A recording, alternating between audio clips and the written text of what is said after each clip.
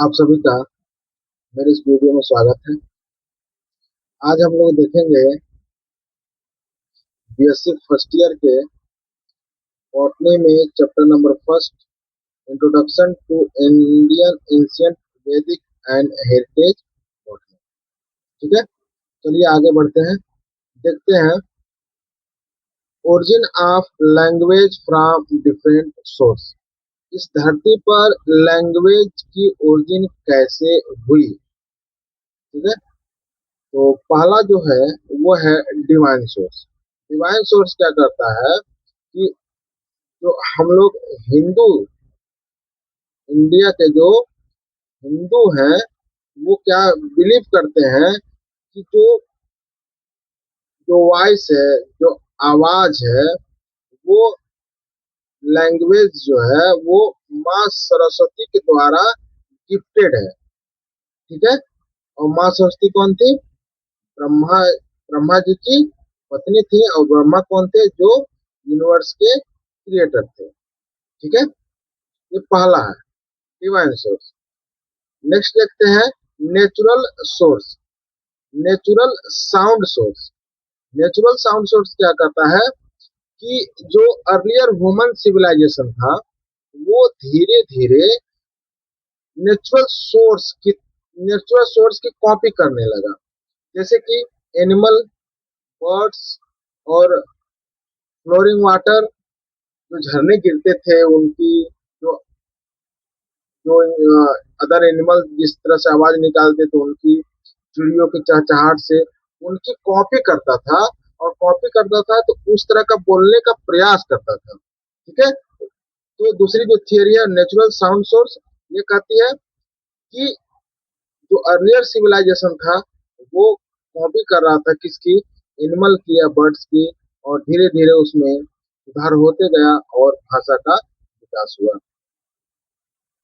तीसरा कहता है कि इमोशनल सोर्स। इमोशनल सोर्स क्या है कि जब व्यक्ति अपने भाव क्या कर व्यक्त करने लगे, जैसे कि खुशी, जैसे कि दर्द, जैसे कि डर, जैसे किसी को सरप्राइज देना, तो इस तरह से जब अपने भाव को व्यक्त करता था व्यक्ति अब किसी के सामने, तो वो धीरे धीरे धीरे धीरे धीरे धीरे क्या हुआ? डेवलप हुआ और आज एक भाषा का रूप ले लिया है। ठीक है, चौथा कहता है social corporation source. Social corporation source में क्या कहता है? Language originated from rhythmic sound and chant use by people while performing collective work. मतलब जो अर्लियर सिविलाइजेशन था वो क्या करता था कि जो वहां पे एक साथ रह करके, जो एकजुट रह करके, भाई सिविलाइजेशन क्या मतलब, जब जंगलों में लोग गुट बना के, झुंड बना के रहते थे उस समय, जब एकदम मतलब इंसानों की उत्पत्ति जब हुई, वो कैसे बोलना तो ठीक है, आवाज तो उनके पास थी, लेकिन जो आज की जो लैंग्वेज है ये कैसे डेवलप हुई इसके बारे में हम लोग देख रहे हैं। ठीक है, तो ये सोशल कारपोरेशन सोर्स क्या कहता है? कहता है कि जो लैंग्वेज जो ओरिजिनेट हुई वो कलेक्टिव वर्क करने की वजह से, जो जो कलेक्टिव वर्क करते थे, आपस में एक दूसरे से बात करते थे, तो वो वहीं से धीरे धीरे धीरे धीरे क्या हुआ? विकास हुआ और आगे चल करके पूरी भाषा का डेवलपमेंट हुआ। ठीक है, नेक्स्ट थियरी देखते हैं। नेक्स्ट थियरी है जो जो पांचवा theory, gesture source. Gesture source क्या कहता है? Before spoken language human communicate through hand movement, facial expression and body language. मतलब भाषा का जब विकास नहीं हुआ था तब ह्यूमन कैसे कांटेक्ट करता था, अपनी भावनाओं को एक दूसरे से कैसे व्यक्त करता था? तो बाई हैंड मूवमेंट, हाथों के इशारे से, फेशियल चेहरे के एक्सप्रेशन से एंड बॉडी लैंग्वेज से क्या करता था? एक दूसरे से क्या करते थे? वो लोग कम्युनिकेट करते थे। और वही कम्युनिकेशन क्या हुआ? आज डेवलप होकर के एक नई नई भाषा का विकास किया है। इवोल्यूशन सोर्स के अकॉर्डिंग कहता है कि मनुष्य क्या हुआ, जो मॉडर्न मनुष्य है उनमें ग्रेजुअली क्या हुआ है, इवोल्यूशन हुआ है, धीरे धीरे क्या हुआ, विकास हुआ है। किसमें हुआ है, तो ब्रेन में, वोकल ऑर्गन में, इनमें क्या हुआ, विकास हुआ है, धीरे धीरे डेवलपमेंट हुआ है, जिससे हम लोग बोलना सीखे हैं। ठीक है, ये सतवां सतवां जो म्यूजिकल सोर्स है, इसको हम कंसिडर नहीं कर रहे हैं। बाकी आप लोग देख लीजिएगा। कह रहा है कि लैंग्वेज में have originated from song, music and expression of love emotion. इसको हम पहले ही हम लोग यहाँ पे देख चुके हैं इमोशनल सोर्स में, इसको हम कंसिडर नहीं कर रहे हैं। आते हैं आठवें सोर्स पे, कॉन्टेक्ट सोर्स। कह रहा है कि as human group interacted through migration, trade and culture exchange, language influence one another. जब कुछ खरीदना होता था या कुछ बेचना होता था, तो वो एक जगह से दूसरे जगह जाते थे, मतलब एक झुंड से होकर के दूसरे झुंड में जाते थे और टूट जाते थे।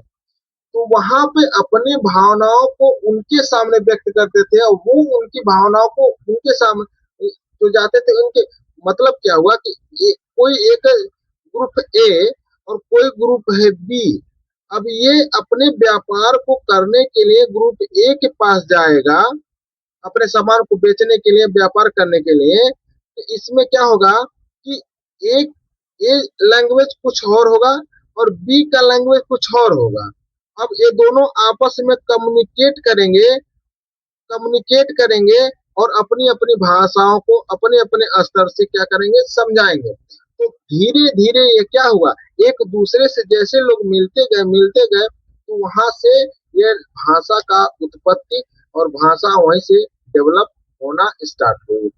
दसवां क्या कहता है, दसवां कहता है कि कॉग्निटिव सोर्स। कहता है language emerge as a human intelligence and thinking ability become more advance.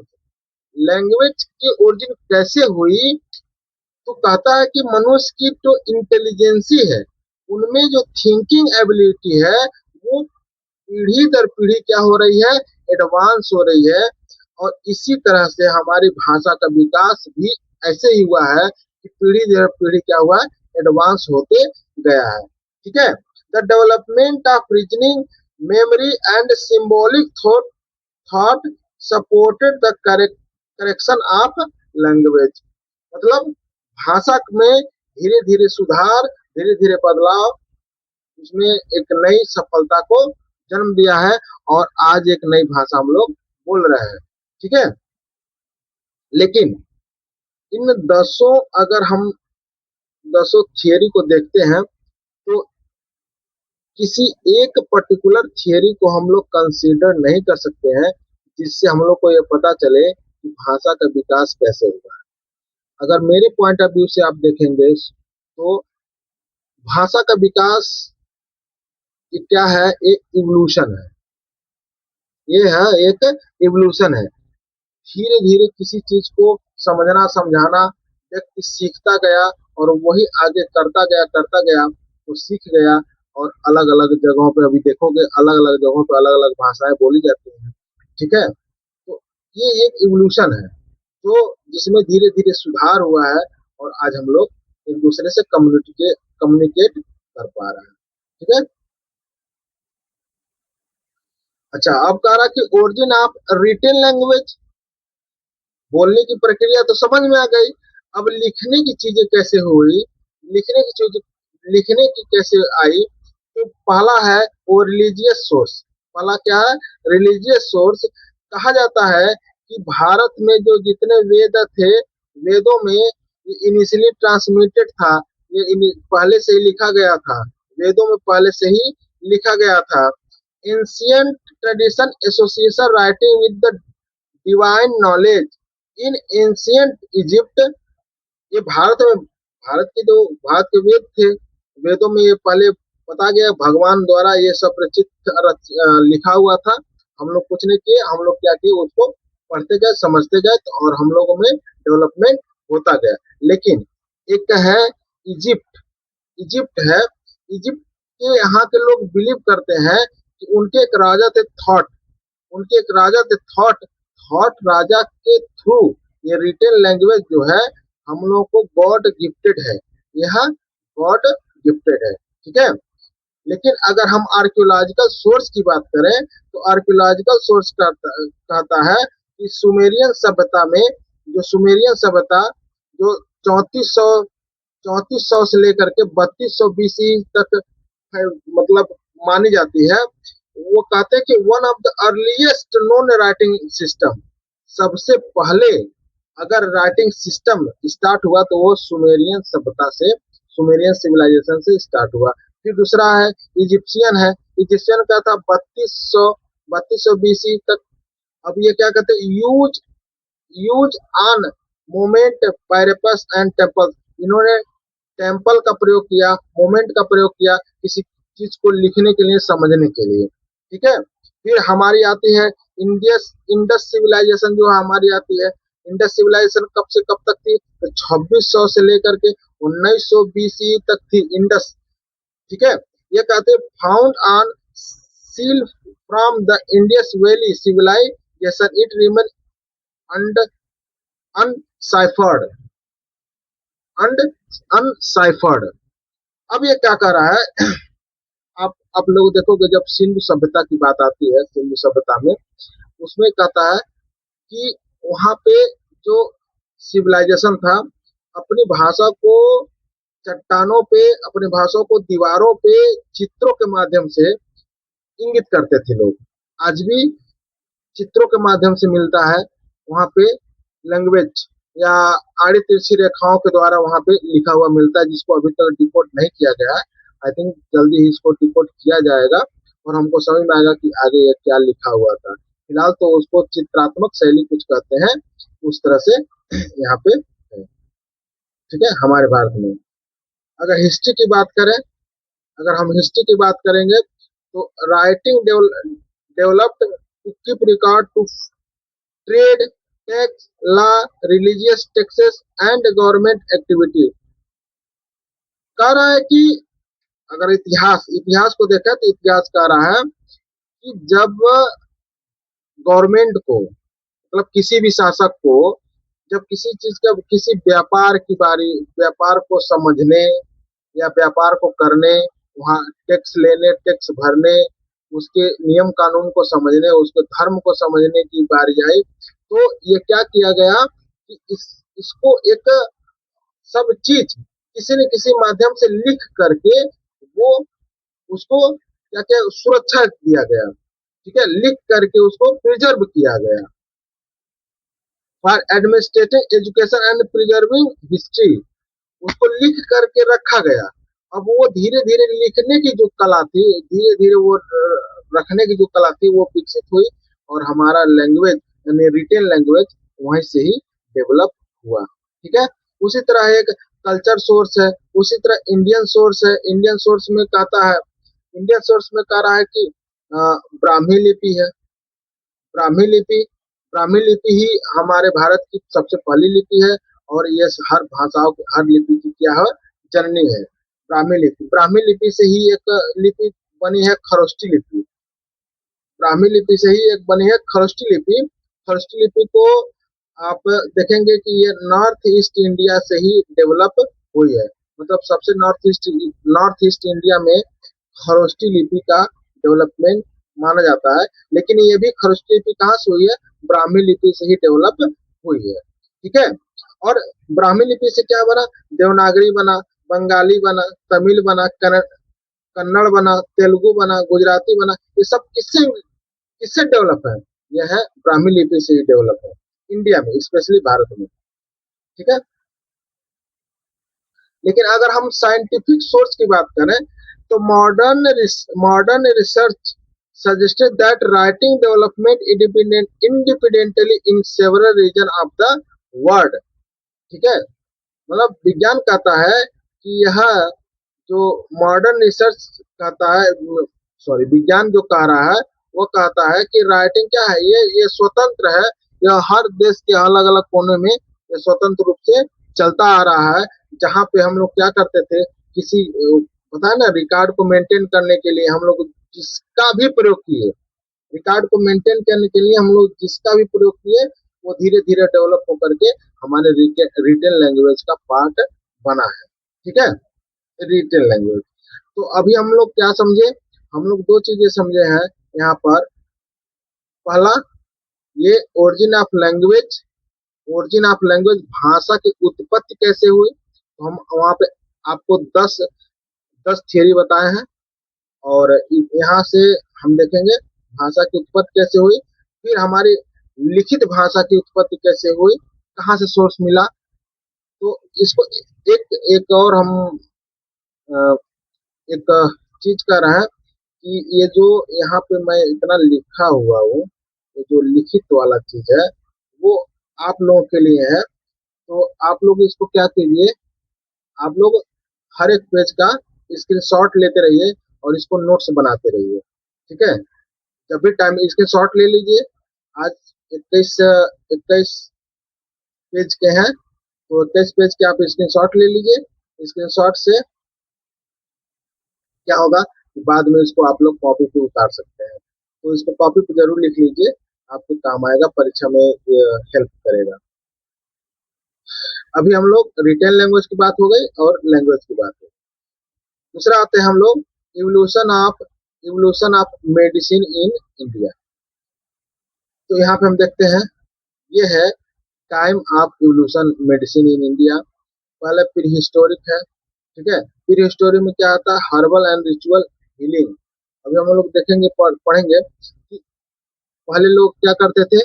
पहले हर्बल प्लांट को as as such as use कर लेते थे, मतलब खड़े खड़े जैसे यूज करते थे। जैसे कि अभी भी क्या लगता है, चोट लगता है कहीं, तो चोट लगता है तो हमारी मम्मी है या दादी क्या करते हैं, उसको कच्चे हल्दी को पीस करके, हल्दी को पीस करके उस घाव पे क्या करते हैं, मलहम लगा देते हैं। तो वो जो फ्रूट प्लांट है, वो उसको फ्रूट मेडिसिन बोलेंगे, तो उसको हम यूज करते हैं। ठीक, अब कहीं चोट लगने पे आप दूध दूध भी कूट करके रखा जाता है, तो वो सब क्या है, फ्रूट फ्रूट मेडिसिन है, फ्रूट। इसमें एज सच प्लांट को सुखा कर या कूट पीस करके उसको प्रयोग में लाया जाए। नेक्स्ट है आपका Vedic medicine, classical Ayurveda, Buddhist period, Unani influence, colonial period and modern. Vedic Vedic medicine, वैदिक मेडिसिन कहाँ से कहाँ तक, 1500 से लेकर के 500 बीसी तक। क्लासिकल आयुर्वेदा कहाँ से, 600 बीसी से लेकर के 600 सी तक। बुद्धिस्ट पीरियड कहाँ से, यानी 600 से लेकर के 1200 सी तक। यूनानी इन्फ्लुएंस क्या, 1200 से 1700 सी तक। और कॉलोनियल पीरियड क्या है, 1700 से लेकर 1947 तक। और 1947 के बाद जब भारत आजाद हुआ, उसके बाद से आज तक का पीरियड है। ठीक है, तो आइए देखते हैं। प्री हिस्टोरिक पीरियड में क्या हुआ कि earlier human use herb, root, leaves.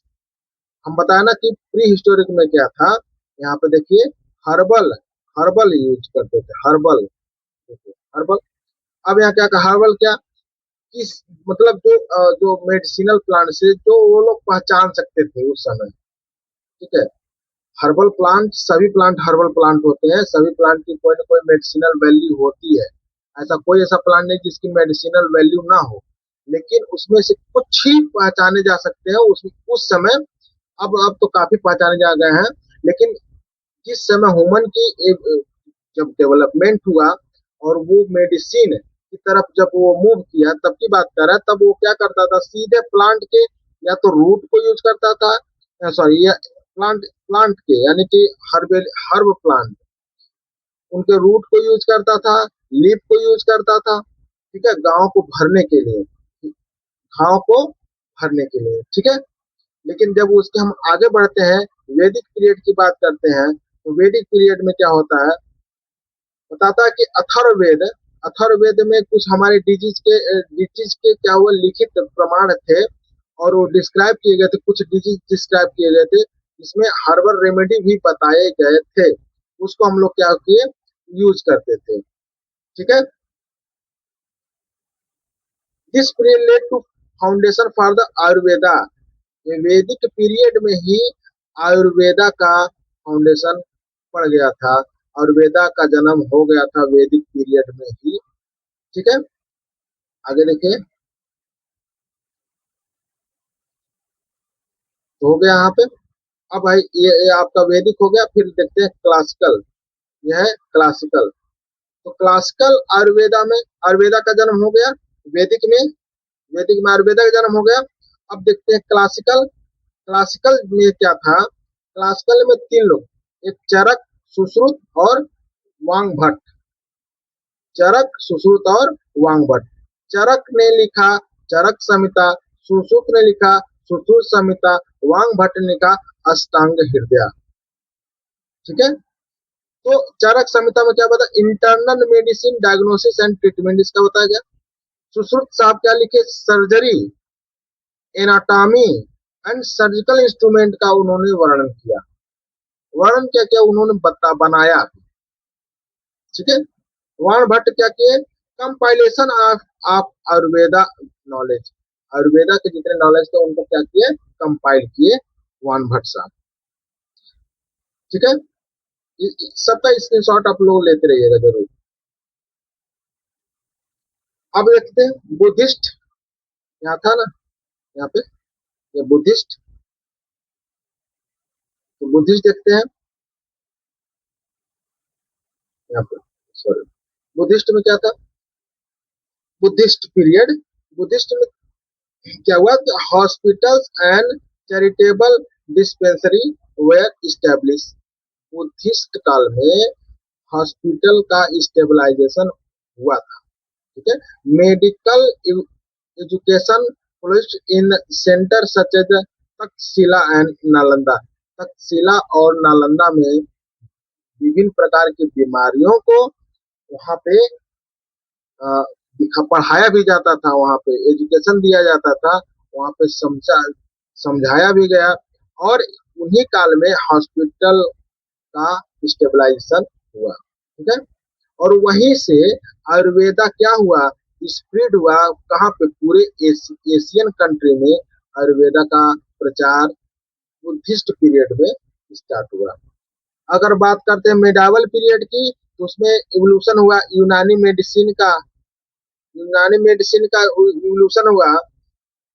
ये क्या था? ये ग्रीक अरेबिक ट्रेडिशन था। ये अरेबिक ट्रेडिशन था, centred in India through Persian and Arabic scholar. जो पर्शियन और अरेबिक स्कॉलर थे, उन उनको उनके द्वारा मेंशन था ये यूनानी पद्धति की चिकित्सा, यानी यूनानी मेडिसिन वो लोग पढ़ते थे। ठीक है। जिसमें हम लोग, जिसमें it emphasize the balance of four humours. इसमें ब्लड था, फ्लेगम था, येलो पाइल, ब्लैक पाइल, मतलब ये डिफरेंट तरह के उनके पढ़ने की कला थी, सीखने की कला थी, वो लोग सीखते थे। ठीक है। तो आयुर्वेदा हो गया, फिर यूनानी हो गया। फिर कॉलोनियल पीरियड की बात करेंगे तो इसमें कॉलोनियल पीरियड में क्या हुआ? Introduction of western western medicine by the British. British सरकार के द्वारा वेस्टर्न मेडिसिन यानी कि एलोपैथिक मेडिसिन का इवोल्यूशन हुआ, स्टेबलाइजेशन हुआ। ठीक है। पोस्ट इंडिपेंडेंस पीरियड यानी कि 1947 से पोस्ट, मतलब 1947 के आप बात देखेंगे तो देखेंगे कि expansion of public health care service. Public health care service का ज्यादा एक्सपेंशन हुआ। Recognization tradition AYUSH system, AYUSH जिसे कहते हैं आयुष, आयुर्वेदा। आयुष में क्या होगा? आयुर्वेदा होगा, योगा, यूनानी, सिद्धि, होम्योपैथी, ये सब दवाओं का विकास भी हो गया था 1947 के बाद। ठीक है। और हमारे हेल्थ केयर सिस्टम को 1947, अपनी जो हेल्थ केयर सिस्टम पढ़ेंगे देखेंगे वो 1947 के बाद ही डेवलप होगी। देखते हैं post independence period. Post independence period में क्या हुआ? Expansion of public health care system का एक्सपांशन हुआ, मतलब ब्रॉड में हुआ, ब्रॉड हुआ। और आयुष की स्थापना हुई। आयुष क्या है? आयुर्वेदा। आयुष के अंतर्गत आते कौन कौन से? आयुर्वेदा, योगा, यूनानी, सिद्धि, होम्योपैथी, ये सब क्या होते हैं?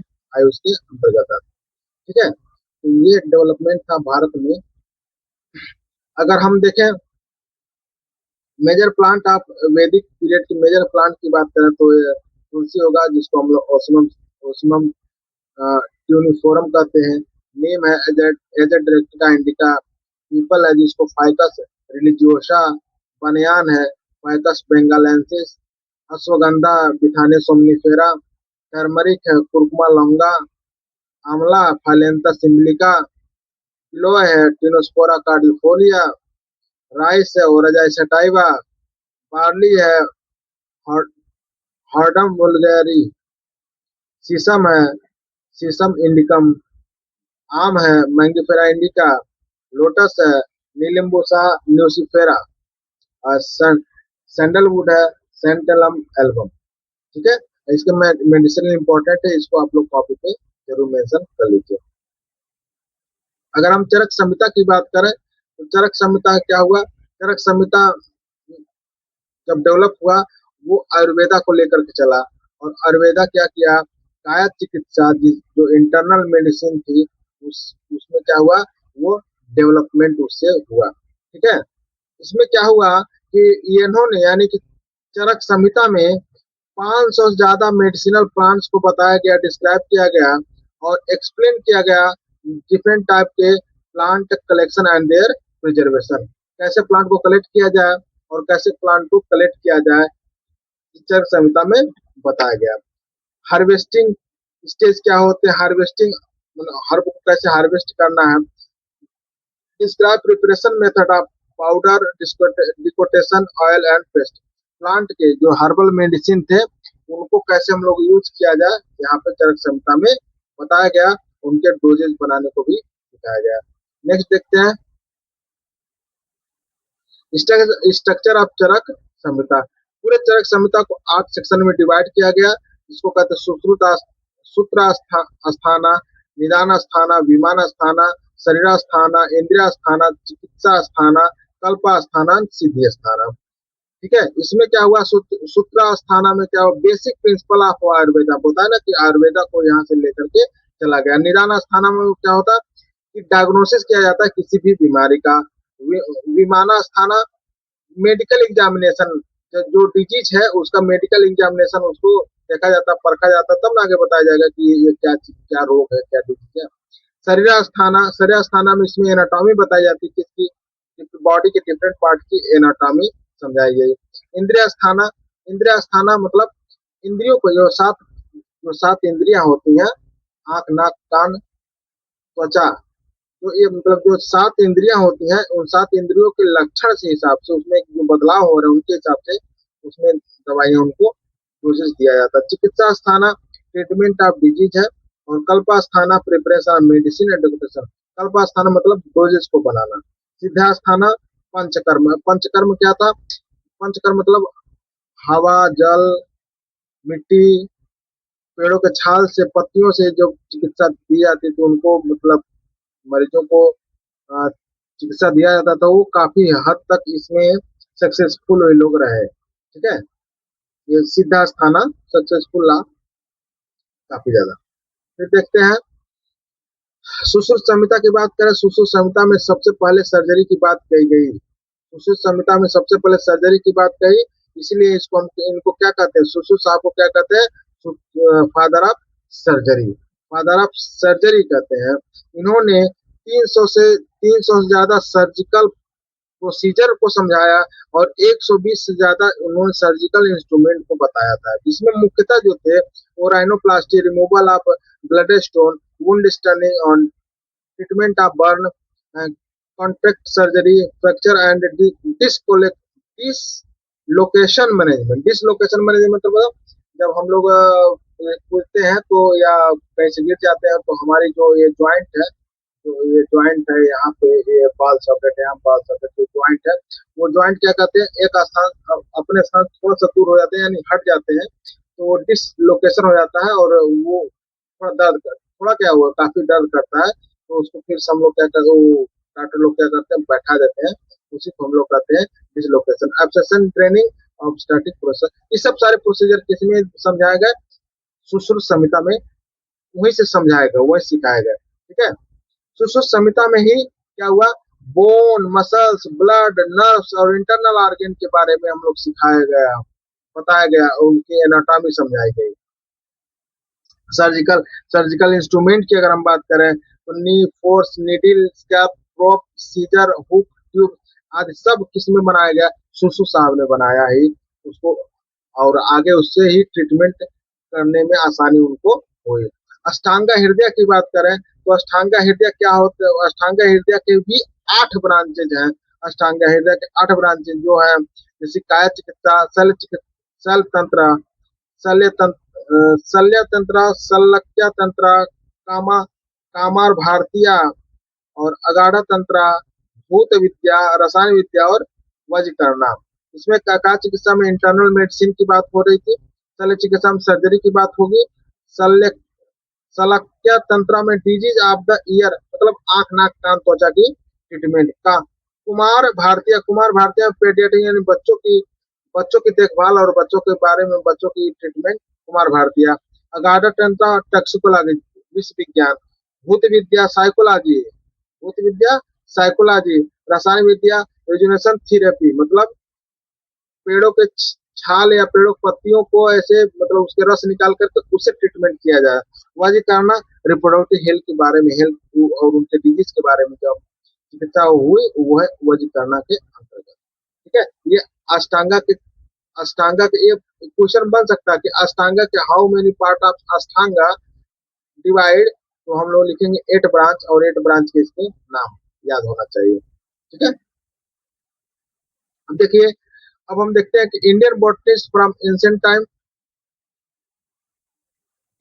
टाइम से इंडियन बॉटनिस्ट की कौन कौन थे, तो अस्ट्रिया, अग्निवेशा, चरका, सुश्रुता, वाणभट्ट, सुरपाला, धनवंतरी, नारहरि पंडित, मदनपाला, कायादेवा और हाव हाव मिश्र। तो ये एंशिएंट टाइम के बॉटनिस्ट थे और उनका एक पीरियड ये था कि किसने कितने पीरियड में मतलब कहाँ से कहाँ तक ये सर्वाइव किए और ये उनका क्या मेजर फील्ड रहा और मेजर उनका कंट्रीब्यूशन क्या रहा, इसको आप लोग देख लीजिए, इसको बना लीजिएगा अपने कॉपी पे एक चार्ट। एक चार्ट और बना लीजिएगा, ये मॉडर्न इंडियन बॉटनिस्ट की लिस्ट है और उससे रिलेटेड उनकी जो फील्ड है वो बॉटनिस्ट का नाम, उनसे रिलेटेड जो फील्ड है और उसका मेजर कंट्रीब्यूशन क्या है उसको भी आप लोग देख लीजिए, बना लीजिएगा इसमें। और यहाँ पे है देखिए, जैसे कि मेडिसिनल बॉटनी चरक संहिता से स्टार्ट हुआ, आयुर्वेदा, ठीक है, अग्निचरक ये भी वहीं से स्टार्ट हुआ, प्लांट टेक्नोलॉजी वो स्टार्ट नहीं, ये चरक संहिता मेडिसिनल बॉटनी, चरक संहिता में मेडिसिनल चरक साहब थे, वो मेडिसिनल बॉटनी की चर्चा किए। आयुर्वेदा जो सुश्रुत या वांग भट्ट थे वो आयुर्वेदा पे बात किए। प्लांट टेक्सोनॉमी की बात करें तो यह संता पाउ थे। प्लांट फिजियोलॉजी की बात करें जगदीश चंद्र बासु थे। प्लांट एम्ब्रियोलॉजी की बात करें तो 59 मैसूर रिलेटेड थे। फ्लू बॉटनी की बात करें Birbal Sahni, father of flu botany, Indian father of flu botany Birbal Sahni. Cytogenetics की बात करें ए के जानकी और प्लांट ब्रीडिंग की बात करें पीपी पाल। पीपी प्लांट पैथोलॉजी की बात करें टी एस सदाशिवन। साइकोलॉजी थे MOP, sorry sorry sorry psychology नहीं थे, ये फाइकोलॉजी। फाइकोलॉजी मतलब होता है फाइकोलॉजी, सवाल की स्टडी, सवाल का अध्ययन, अध्ययन को क्या कहते हैं, फाइकोलॉजी। ये इंडियन फादर ऑफ फाइकोलॉजी है, कौन है, इंडियन है भाई। ऑल ओवर वर्ल्ड कौन हो जाएंगे, एफी फ्रिच साहब, ऑल ओवर वर्ल्ड। इकोलॉजी की बात करें तो ये महादेवन और हार्टिकल्चर सुरपाला। तो ये सारे आज जो हम लोग देखे हैं वो है